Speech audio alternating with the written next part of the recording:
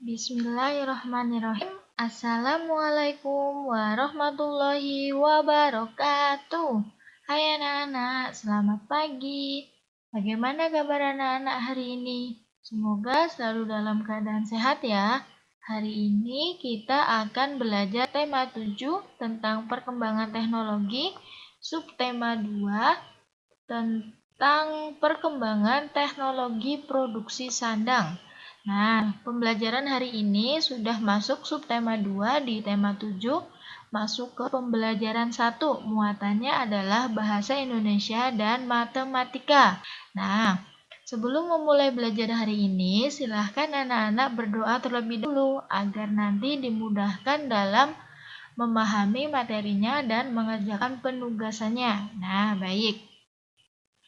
Untuk hari ini, muatan bahasa Indonesia adalah tentang menemukan kata kunci dari teks tentang perkembangan teknologi produksi sandang. Setelah di subtema 1 kita belajar tentang teknologi pangan, sekarang kita belajar tentang teknologi sandang. Apa itu sandang?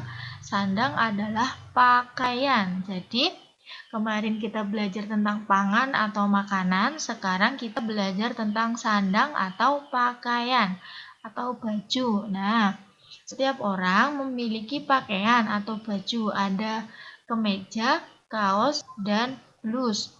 Ada celana panjang, celana pendek, maupun rok. Mereka mengenakan pakaian untuk melindungi tubuh. Nah, seperti anak-anak ya, anak-anak setiap hari memakai pakaian, entah itu ada kemeja, entah kaos, entah blus, entah nanti pakai celana panjang atau yang perempuan pakai rok. Nah, itu gunanya pakaian adalah untuk melindungi tubuh. Nah, apakah anak-anak tahu pakaian itu terbuat dari apa? Bagaimana bahan sehingga berubah menjadi pakaian? Bagaimana dan apa saja pakaian yang dihasilkan? Nah, mari kita pelajari bersama-sama di pembelajaran 1 ini. Nah, jadi ini ada teks bacaan. Mari baca bareng Bu Guru nggih. Nah, di sini bahan dasar pakaian. Keluarga Udin memiliki banyak pakaian. Mereka memakai pakaian untuk melindungi tubuh. Ada pakaian untuk melindungi tubuh dari udara dingin ataupun panas. Ada pakaian untuk melindungi tubuh dari angin dan hujan. Pakaian keluarga Udin ada yang terbuat dari kapas dan bulu domba. Pakaian berbahan dasar kapas banyak digunakan sebagai pakaian sehari-hari. Pakaian berbahan dasar kapas nyaman dipakai di siang hari. Pakaian berbahan dasar bulu domba dikenakan pada waktu tertentu. Pakaian berbahan dasar bulu domba menghangatkan badan pada saat hari dingin. Ibu Udin memiliki kain tenun yang terbuat dari serat sutra. Pakaian yang terbuat dari serat sutra termasuk pakaian yang istimewa. Pakaian yang terbuat dari serat sutra biasanya digunakan saat acara khusus. Berbeda dengan Udin, pakaian orang-orang zaman dahulu terbuat dari kayu dan kulit hewan. Pakaian mereka sangat sederhana. Pakaian mereka digunakan untuk berbagai keadaan. Hampir semua bahan dasar pakaian tersebut ada di alam. Bahan dasar pakaian jumlahnya terbatas, jadi jagalah pakaianmu agar dapat digunakan dalam waktu yang lama. Tuhan menyukai orang-orang yang menjaga apa yang ia miliki. Nah, jadi ternyata berdasarkan teks bacaan ini, pakaian atau baju, celana itu terbuat dari 3 bahan. Bisa dibuat dari 3 bahan. Yang pertama adalah kapas, yang kedua bulu domba. Nah, jadi pakaian yang berbahan dasar kapas itu digunakan untuk pakaian sehari-hari. Sedangkan pakaian yang berdasar yang dibuat dari bulu domba itu biasanya digunakan untuk menghangatkan badan pada saat hari dingin. Nah, ada lagi pakaian yang berdasar kain serat sutra atau serat sutra ini. Ini adalah kapas yang bahan dasar untuk membuat pakaian. Nah, ini adalah bulu domba. Tentunya nanti dombanya adalah domba khusus ya. yang memang diambil bulunya untuk dijadikan benang, kemudian benang itu jadi pakaian. Nah, ini adalah serat sutra. Serat sutra itu diambil dari ulat sutra. Jadi ulat, namanya ulat sutra. Ini ulat sutra nanti di budidaya untuk menghasilkan serat sutra. Nah, serat sutranya itu, seratnya itu diambil jadi benang. Nah, benang itu nanti jadi kain, kain nanti jadi baju atau pakaian seperti itu. Nah, untuk menemukan kata kunci dari teks bacaan, anak-anak sudah belajar tentang adanya ide pokok, adanya kalimat utama maupun kalimat penjelas. Nah, di pembelajaran sebelumnya atau di subtema 1.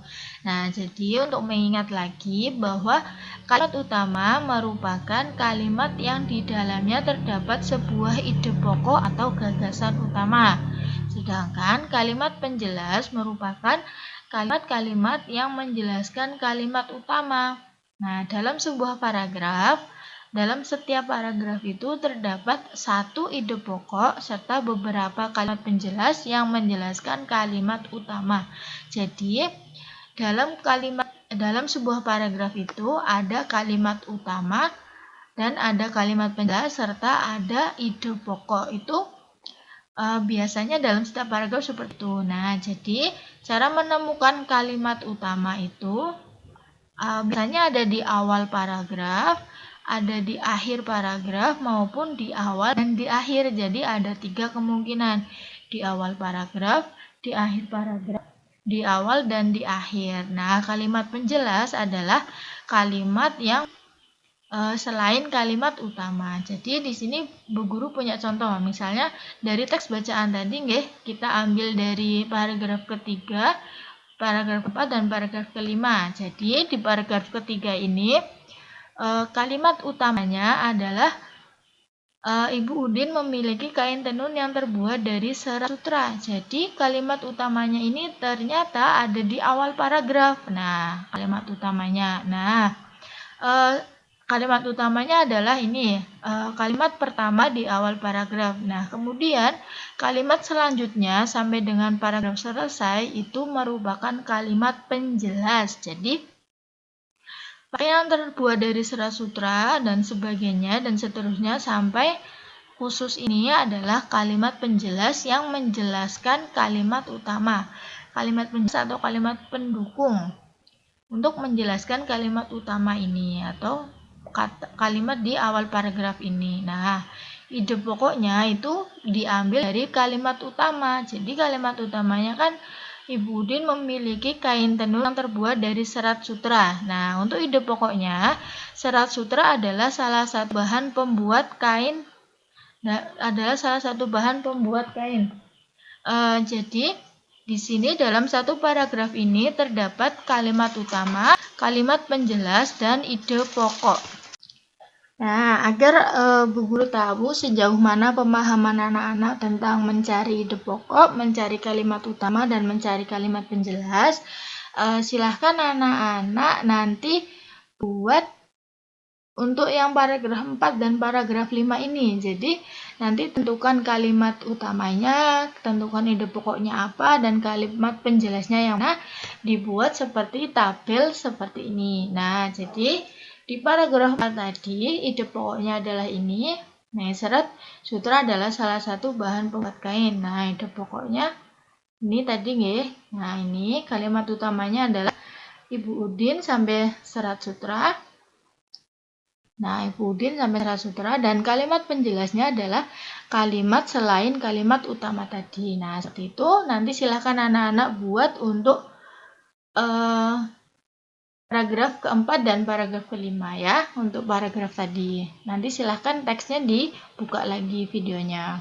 Nah, untuk muatan matematika hari ini, kita juga akan belajar materi baru. Setelah kemarin di pembelajaran, di subtema 1 belajar tentang volume dan anak-anak sudah mempraktekannya, sekarang di pembelajaran 1, kita akan menentukan banyak simetri lipat pada bangun datar. Nah, anak-anak sudah tahu belum apa saja misalnya contoh bangun datar? Nah, bangun datar itu misalnya ada persegi, persegi panjang, segitiga.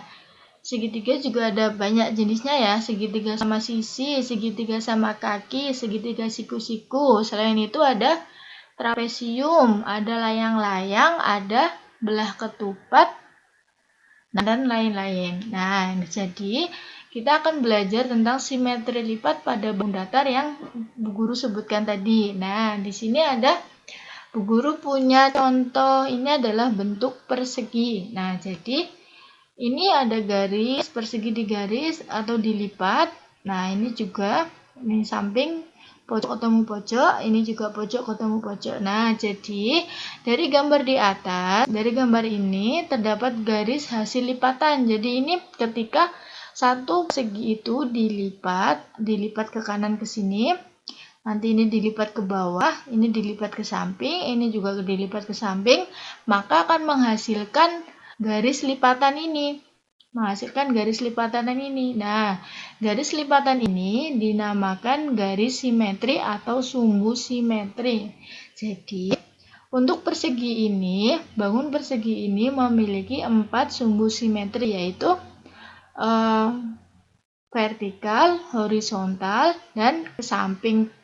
Dari samping kiri ke bawah, dari samping kanan ke bawah, seperti itu. Jadi, nah, untuk itu tadi untuk persegi. Sekarang ada yang contohnya persegi panjang. Jadi misalnya persegi panjang, Ibu akan melipatnya menjadi 2. Dilipat ke sini, jadi bentuknya seperti ini. Nah, dibuka. Ketika persegi tadi ini dibuka, maka akan menghasilkan simetri lipat, sumbu simetrinya. Jadi garis ini adalah namanya sumbu simetri. Nah, ketika dilipat ke bawah, maka hasilnya akan seperti ini dan menghasilkan garis simetri atau simetri lipatnya atau sumbu simetrinya. Nah, ketika persegi panjang itu kita lipat dari samping kiri ke bawah, samping bawah kanan, maka menghasilkan ini tidak menghasilkan sumbu simetri. Karena apa? Karena ketika dilipat dari samping, kita sumbu simetrinya di samping, ternyata tidak menutupi semua, tidak menghasilkan bangun yang sama, tidak seperti yang ini. Ini kan satu kotak, jadi satu kotak panjang. Ini jadi satu persegi. Nah, ternyata ketika persegi panjang itu dilipat dari samping ke samping, nah tidak menutupi semua, itu berarti persegi panjang hanya mempunyai 2 sumbu simetri atau 2 simetri lipatnya. Simetri lipatnya ada 2. Jadi, simetri lipat adalah lipatan yang membagi sebuah bangun datar atau benda menjadi 2 bagian yang sama besar. Nah, menjadi 2 bagian yang sama besar seperti ini. Ini adalah 1 bagian, ini 2 bagian, ini 1 bagian, ini 2 bagian. Dan ketika persegi panjang ini dilipat dari samping atau sumbu simetri itu miring, maka tidak menutup semua atau tidak membentuk bagian yang sama besar. Jadi ini bukan termasuk sumbu simetri. Nah, jadi garis hasil lipatan tadi ini itu namanya sumbu simetri. Nah, bangun yang memiliki sumbu simetri merupakan bangun simetri seperti itu. Nah, di sini Bu Guru juga ada beberapa contoh sumbu simetri pada bangun datar. Nah, di sini segitiga sama kaki, segitiga sama sisi, segitiga siku-siku. Oh, ternyata segitiga juga ada banyak jenisnya. Apa bedanya? Nah, jadi segitiga sama kaki itu adalah panjang kakinya itu adalah sama, ditandai dengan adanya garis sama dengan di kedua sisi, di kedua kakinya. Itu adalah segitiga sama kaki. Segitiga sama kaki hanya memiliki 1 sumbu simetri.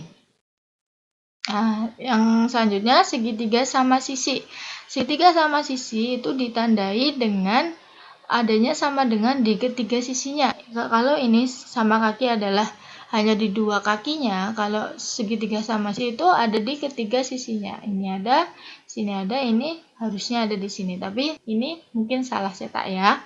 Nah, untuk segitiga siku-siku, ini tadi untuk segitiga sama sisi itu mempunyai 3 sumbu simetri. dari atas ke bawah 1, dari pojok kiri ke samping 1, dari pojok kanan ke samping 1. Nah, ada 3 sumbu simetri.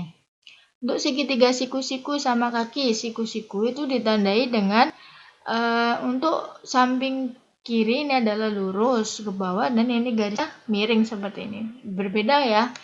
Jadi segitiga sama kaki seperti ini, segitiga sama sisi seperti ini, segitiga siku-siku seperti ini. Nah, jadi untuk segitiga siku-siku sama seperti segitiga sama kaki hanya memiliki satu sumbu simetri. Nah, jadi untuk persegi panjang tadi di contoh sebelumnya ya adalah hanya dilipat vertikal dan horizontal. Jadi hanya memiliki 2 sumbu simetri.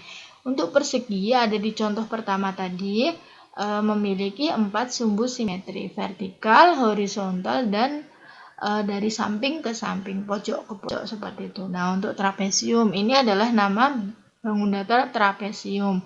Trapesium itu hanya memiliki satu sumbu simetri. Nah, ini ada layang-layang juga memiliki satu sumbu simetri dan belah ketupat.